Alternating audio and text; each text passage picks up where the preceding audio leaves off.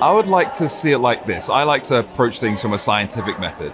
And I guess the question that I ask myself is, when I think about communication, I think about storytelling. And the question that I like to ask is, why is storytelling important? And I like to think about it like, imagine human beings. Human beings at the fundamental level want to move either towards a perceived pleasure or away from a perceived pain. And so in order to help people, but the caveat to that is that we as humans want to make that decision with the shortest amount of energy possible.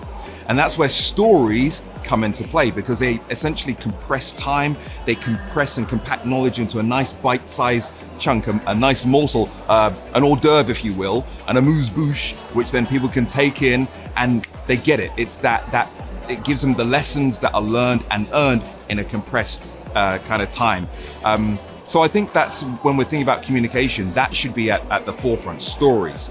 And I like to think about it, if I were to go a bit further, as sharing people the what, why, and the how, the strategy, the story, and the tactics. So I think there's a lot of importance around communication, but for me personally, I think it comes down to great storytelling.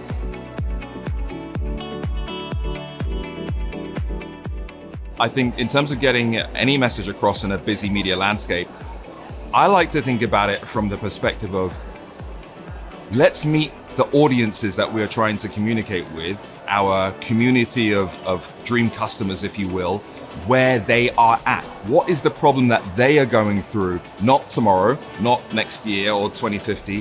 What are the problems that they are going through today, and how can we help them overcome those challenges? So I think first is understanding our audience, first of all. We're going to have a community of audiences and different audience segmentations. What are the problems that they're going through, and how can we speak to that? If we can speak to that, we're going to build the know, like, and trust factor.